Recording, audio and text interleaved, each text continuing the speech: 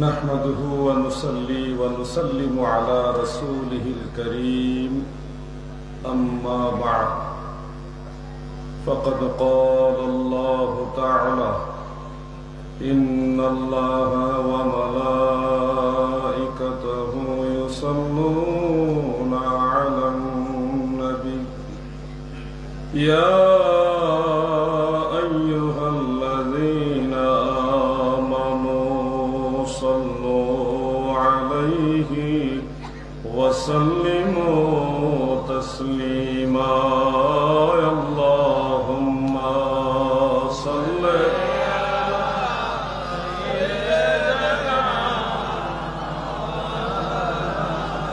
محمد وعلى آل سيدنا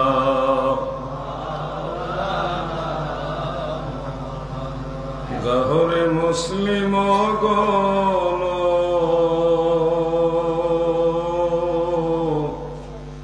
নবী গুণ গাও রে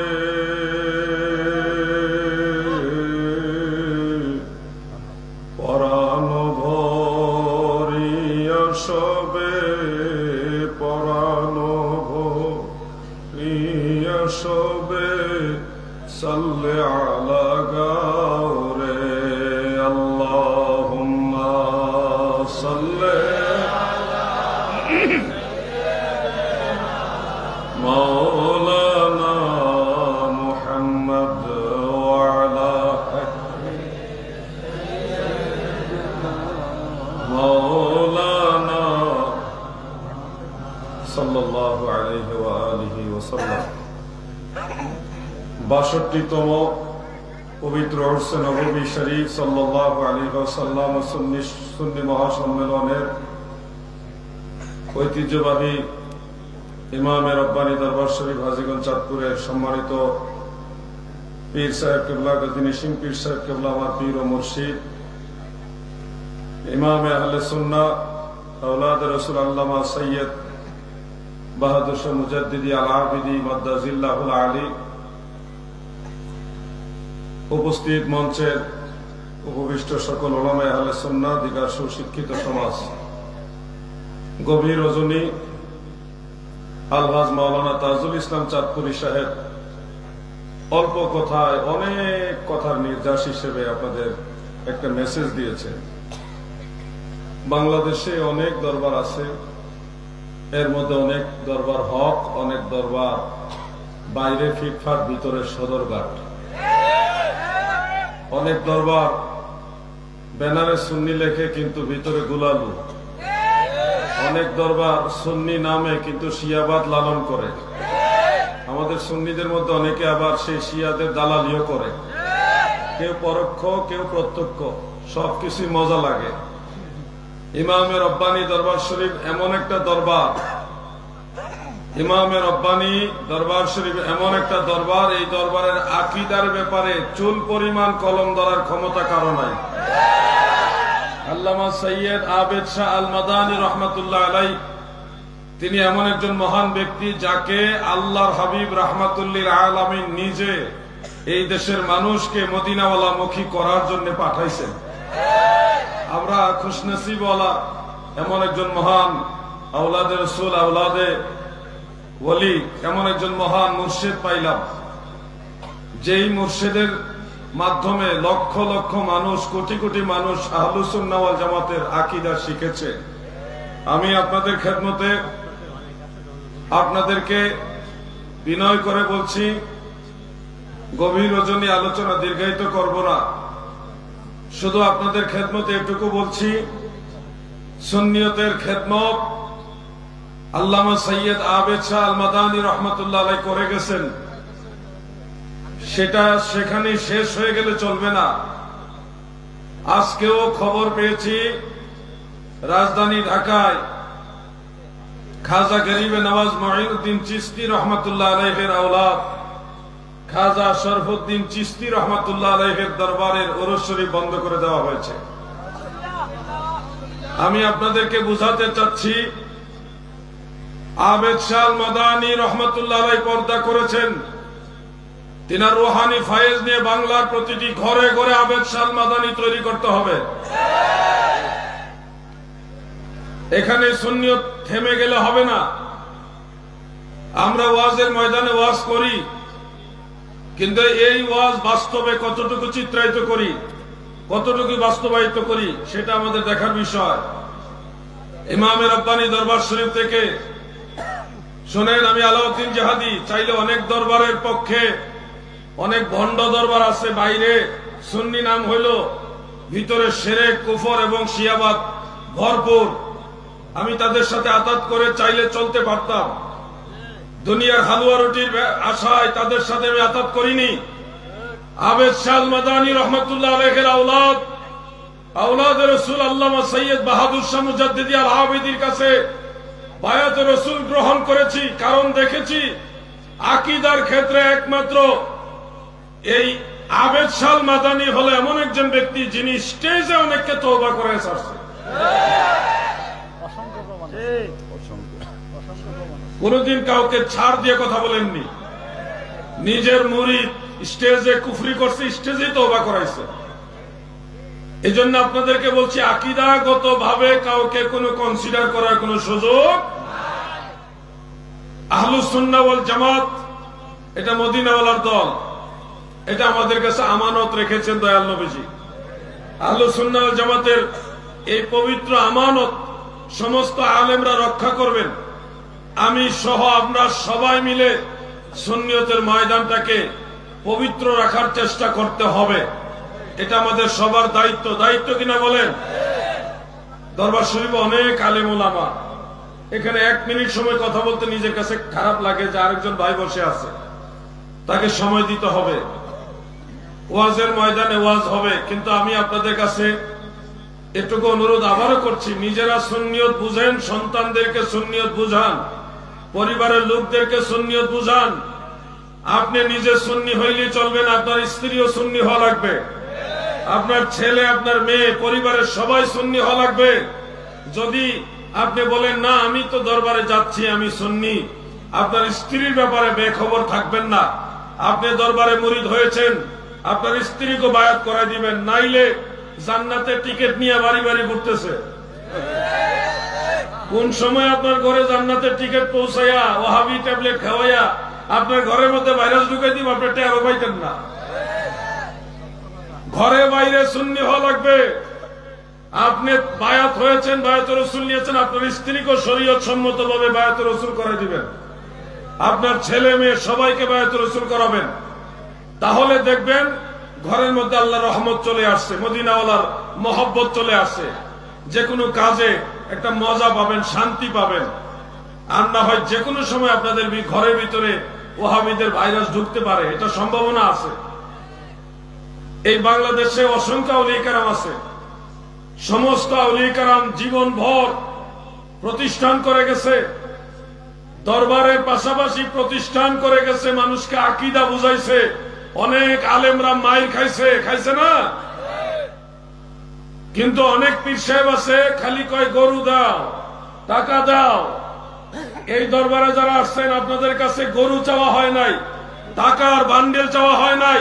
যারা যা কিছু করে আল্লাহ রসুলের মহব্বতই করে, কিন্তু এই দরবারের মূল মিশন, মূল মানহাজ, মূল টার্গেট হলো মানুষকে সুন্নি আকীদা শিক্ষা দেওয়া, সুন্নিয়ত প্রচার করা। ঠিক কিনা বলেন?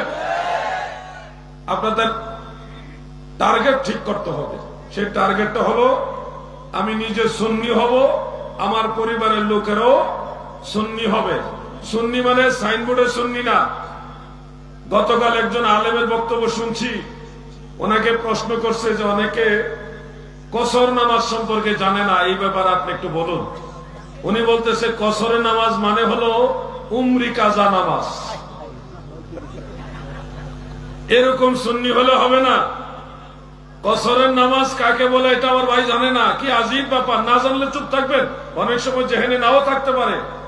যে মাসালা সম্পর্কে উপস্থিত আপনার জানা না থাকবে, আপনি এটা এড়ায় যাবেন, হেকমতে এড়ায় যাবেন। সবকিছু আপনি জানতে হবে এমন না, সব প্রশ্নের উত্তর আপনাকে দিতে হবে তা নয়। যেটা মনে থাকবে সেটাই বলবেন, না থাকলে এড়ায় যাবেন, চুপ থাকবেন। কাজা নামাজ কাকে বলে আপনাদেরও জানা দরকার আছে। আমার কাছে মনে হচ্ছে এটা আপনাদের বলা উচিত। জোহর, আসর, এশা এই 3 ওয়াক্ত নামাজের ফরজগুলো হলো 4 রাকাত করে। জোহরের ফরজ 4 রাকাত, আসরের ফরজ 4 রাকাত, এশারের নামাজের ফরজ 4 রাকাত। আপনি যদি সফরের নিয়তে নিজের মহল্লা থেকে বের হয়ে কোথাও যান 48 মাইলের বেশি জায়গার উদ্দেশ্যে, তখন আপনার মহল্লা থেকে বের হওয়ার পরে আপনি মুসাফির। মুসাফির হলে আপনি যদি একাকী নামাজ পড়েন অথবা নিজে ইমামতি করেন এই 3 ওয়াক্ত, তখন 4 রাকাত বিশিষ্ট নামাজগুলো আপনি 2 রাকাত আদায় করবেন। এটাকে বলা হয় কসর। ফজরের কোনো কসর নাই, মাগরিবেরও কোনো কসর নাই, সুন্নত নামাজের কোনো কসর নাই, নফল নামাজের কোনো কসর নাই, বেতরের নামাজের কোনো কসর নাই। কসর হলো জোহর, আসর, এশা 3 ওয়াক্ত নামাজের ফরজগুলো আপনারা 2 রাকাত 2 রাকাত করে পড়বেন। এটা হলো কসর। সফর অবস্থায় কসর করা হলো ওয়াজিব, এটা লাজিম, অবশ্যই আপনাকে কসর করতে হবে। সুনানু নাসাই এবং অন্যান্য কিতাবে উল্লেখ, সাহাবারা প্রশ্ন করেছিলেন, ইয়া রাসূলুল্লাহ, যদি আমরা সফর অবস্থায় সালামতে থাকি, ভালো পরিবেশে আরামদায়ক অবস্থায় থাকি, সেক্ষেত্রেও আমরা কেন অর্ধেক নামাজ পড়বো, কসর করবো কেন? নবীজি বললেন, আল্লাহ তাআলা তোমাদের রব তোমাকে এটা হাদিয়া দিয়েছেন, তোমাদেরকে এটা গিফট দিয়েছেন, তোমরা তা গ্রহণ করো। স্বয়ং সৃষ্টিকর্তা আল্লাহ তাআলা আমাদেরকে যেটা খুশি হয়ে একটা গিফট করেছে যে তোমরা এটা অর্ধেক কইরো না, আল্লাহর হাদিয়াকে এনকার করা, ডিনাই করার কোনো সুযোগ নাই। এই জন্য সফর অবস্থায় 2 রাকাত করে ফরজ পড়তে হয়। আপনারা কি কসর বুঝতে পারছেন? উমরিকা যাবার বানাই দিয়েন না। কোন জমানায় আছি, উমরিকা যা বলে কসরের নামাজ। আমার এই ভাইদের স্টাডি করতে হবে। কেন বলি? এই ভণ্ড মৌলবীদের ব্যাপারে লেখাপড়া করো, স্টাডি করো। কেন বলি? কোথাও যদি ডিবেট লাগে আলাউদ্দিন জিহাদির খুঁজে, শহীদুল্লাহ বাহাদুরের খুঁজে, কি জন্যে? তোমরা পারো না? কারোর সাথে ডিবেট করতে হলে আমাদের তালাশ করে কেন? তোমরাও দায়িত্ব নাও, তোমরাও যোগ্যতা অর্জন করো। মাথায় লাল পাগড়ি বাঁধো, হ্যাঁ, লাল টুপি পরো, হলুদ পাগড়ি বাঁধো, এগুলি তো নিষেধ। আর বাউল গান যা আছে সব মুখস্থ। বাউল শিল্পীরাও যত গান না জানে, বক্তারা এসে বেশি গান শিখছে, দলিল শিখে নাই। কেন? ইলম চর্চা কেন করবে না?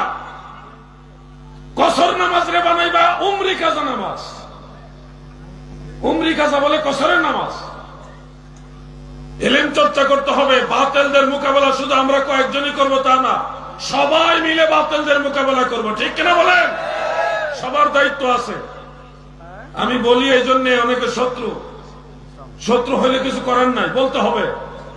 কাউকে ছাড় দেওয়া যাবে না। ছাড়াছাড়ি করলে বহু জায়গায় থাকতে পারতাম, বহু ভণ্ডদের মধ্যমণি হয়ে থাকতে পারতাম। ভণ্ডদের দাওয়াত পেলে দৌড় মেরে আমি যাই না। মাটির ব্যবসা যারা করে তাদের দাওয়াতে আমি যাই না। যারা নবীর সাহাবীদেরকে লিখিত ভাবে গালাগালি করে তারা দাওয়াত দিলে আমি যাই না।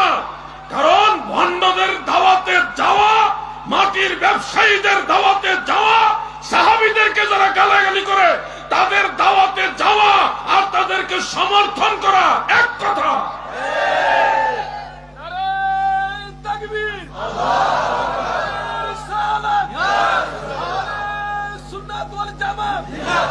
মুখে মুখে সুন্নি হলে চলবে না, সুন্নিয়ত বাস্তবে প্রয়োগ করতে হবে। আমি যদি বলি সুন্নি জামাত জিন্দাবাদ, ওয়াহাবীদের সাথে গিয়ে আবার কোলাকুলি করি, তাহলে হবে? গুলালু হওয়া যাবে না, গুলালু হওয়া যাবে না। হয় পুরুষ হন নাইলে মহিলা হন, হিজরা হইেন না, দুইটার একটা হন। হয় ওয়াহাবী হন নাইলে সুন্নি হন, মাঝামাঝি হবেন না। এটা আমার অনুরোধ। আমরা যতদিন বাঁচবো নবীর পক্ষেই বাঁচবো, নবী নবী করেই বাঁচবো। যেদিন মরবো সেদিনও নবীর কালেমা পড়তে পড়তে মরবো। পৃথিবীর কোন শক্তি আমাদেরকে মদিনাওয়ালার কদম মুবারক থেকে, সুন্নি আকীদা থেকে চুল পরিমাণ সরাইতে পারবে না ইনশাআল্লাহ। আপনাদের সবার প্রতি আবারও আহ্বান, আকীদার ব্যাপারে নিজেরা দায়িত্বশীল হন। সন্তানদেরকে আকীদা শিখান, মহিলাদেরকে আকীদা শিখান। একটা ঘরের মহিলা সুন্নি হইলে পুরুষ আধা ওয়াহাবি হইলেও সমস্যা হয় না। ঘরের মহিলা সুন্নি হইলে পুরা ঘর বাচ্চা কাচ্চা সব অটো সুন্নি হবে। ঘরের শিক্ষক মেইন শিক্ষক হইল মা, ওই মাকে আগে বায়াতে রসুল গ্রহণ করা, তরিকতের লাইনে নিয়ে আসেন, সুন্নি বানায় নেন, তাহলে দেখবেন অটোমেটিক আপনাকেও জোর করে শবে বরাতের নামাজে পাঠাইব। হ্যাঁ, আজকে সবে মেরাজের রাত, আপনি ঘরে বসে রয়েছেন, নামাজে যান, 500 টাকা দিব না, আপনার নামাজে পাঠাইবো। আর ঘরে যদি গুলালু হয়, আপনি সুন্নি হইল, ওই ঘরের মধ্যে ভালো মন্দ খাওয়াই আদর করে ঘুম পাড়াই দিব। সবে বরাত হবে না, সবে মেরাজ হবে না, মিলাদ তো নাই। আল্লাহ তাআলা আমাদের সবাইকে আহলুস সুন্নাহ ওয়াল জামাতের পথে থাকার তৌফিক দেন, বলেন আমিন। আমি যতগুলো কথা বলেছি, কেন বলেছি, সবাই আশা করি বুঝতে পেরেছেন। না বুঝলে আল্লাহ বুঝার তৌফিক দান করো। বাতিলদের সাথে আতাত করে চলা যাবে না। যেখানে খুশি ওখানে দাওয়াত পাইলে যাওয়া যাবে না। যে কোনো মজলিসে দাওয়াত পাইলে যাওয়া যাবে না।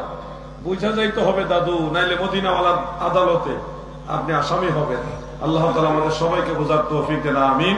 আসসালামু আলাইকুম ওয়া রাহমাতুল্লাহি ওয়া বারাকাতুহু।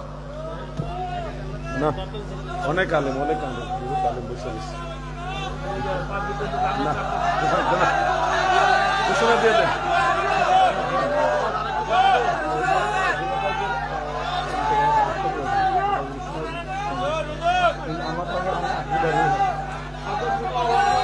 আচ্ছা, আমি একটা অনুরোধ করছি, শুনেন। আমরা যে উরুস নববীতে আসছি, হাদিসে মুবারাকা দ্বারা উরুস নববী সাবিত আছে, জিবরাইল আমিনের আলাইহিস সালাম সহ আসছে। আমি হাদিসটা ওনাকে ওয়াজ করার জন্য বলছি। ঠিক আছে, নারায়ে তাকবীর,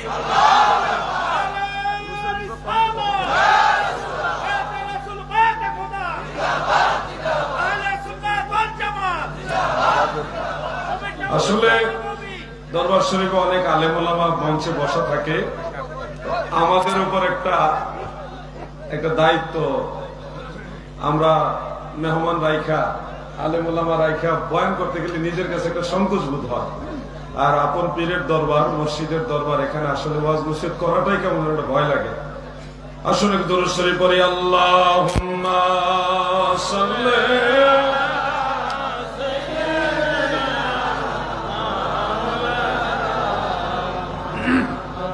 وعلى آل سيدنا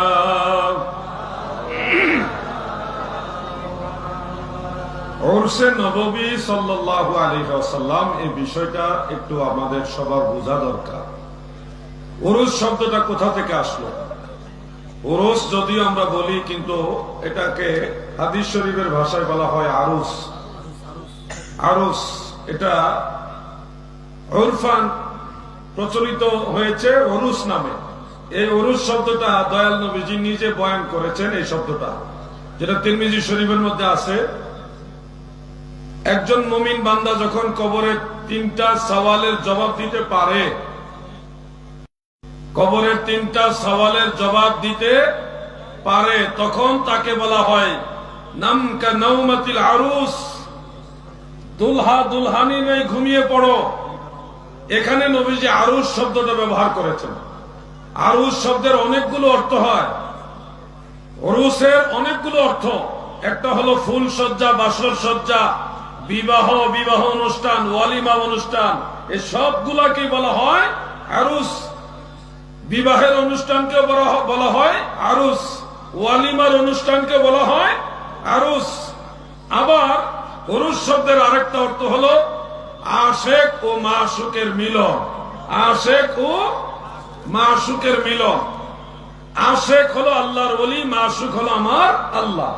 ইন্তেকাল শরীফের মাধ্যমে আশিক যখন মহান আল্লাহ তাআলার নৈকট্য হাসিল করে, ওই দিবসটাকে বলা হয় আরুস। আরুস মানে আশেক মাশুকের ইন্তেকাল দিবস, মিলনের দিবস, এই হলো আরুস। এই আরুস সম্পর্কে ওলামায়ে আহলুস সুন্নাতের মধ্যে শেখ আব্দুল হক মুহাদ্দিসে দেহলভী রাহমাতুল্লাহ আলাইহি তিনি পরিষ্কার বক্তব্য দিয়েছেন, এবং শাহ আব্দুল আজিজ মুহাদ্দিসে দেহলভী তিনিও স্পষ্ট মাসআলা দিয়েছেন। দেওবন্দি আলেমদের মধ্যে হাজী আমদাদুল্লাহ মুহাজির মক্কি তিনিও এই ব্যাপারে রায় দিয়েছেন, যদি কোন ধরনের মুনকারাত সেখানে শামিল না হয়, শরীয়ত বিরোধী কোনো কর্মকাণ্ড যদি ওই অনুষ্ঠানে সংযুক্ত না হয়, তাহলে ওই ধরনের আরুসকে মুবাহ বলা হয়, বৈধ বলা হয়। উত্তম নিয়তের কারণে এটা মুস্তাহসান, অতীব উত্তম কাজ। এটার পিছনে দলিল হলো সহিহ মুসলিমের সেই হাদিস, মান সান্না ফিল ইসলামে সুন্নাতান হাসানা কানা লাহু আজরুহু ইলা আখিরিল হাদিস। যারা ইসলামের মধ্যে ভালো কোন রেওয়াজ প্রচলন করে, এটার জন্য তার উত্তম প্রতিদান রয়েছে। এই উত্তম রেওয়াজের মধ্যে অন্যতম হলো আরুস। এই উরুস নবীজির জামানায় হুবহু ছিল না, এইভাবে ছিল না। এটা পরবর্তীতে আবিষ্কৃত বিধায় ওলামায়ে কেরাম এটাকে মুস্তাহসান বলেছেন, অতীব উত্তম কাজ বলেছেন। মনে রাখবেন, উরসে নববী শরীফ, নবীজির উরুস বা কোন আউলিয়াদের উরুসকে কেউ যদি প্রশ্নবিদ্ধ করতে চায়, তাহলে ওই একই সূত্রে প্রচলিত সিরাতুন নবী মাহফিল, তাফসিরুল কুরআন মাহফিল, 40 দিনের সিল্লা, বিশ্ব ইজতেমা, নামদারি টঙ্গীর ইজতেমা, চরমোনায় যে 3 দিনের সমাবেশ, এই ধরনের যত সমাবেশ আছে, আহলে হাদিসের সালাফি সম্মেলন সহ এই সবগুলি নাজায়েজ বলে গণ্য হবে, কারণ ওগুলিও নবীজির জামানায় এইভাবে ছিল না। যেই দলিল আপনার ওইগুলো জায়েজ, ওই একই মূলনীতিতে, একই উসুলে প্রচলিত উরুস শরীফও জায়েজ। এখন উরুস শব্দটা নবীজির বেলায় ব্যবহার হলো কেন? উরুস শব্দটা নবীজির বেলায় ব্যবহার হওয়ার হাকিকত কি আপনারা জানেন? আমার দয়াল নবীজি রবিউল আউয়াল শরীফের 12 তারিখে বিশুদ্ধ মুতাবার মতে হলো রবিউল আউয়াল শরীফ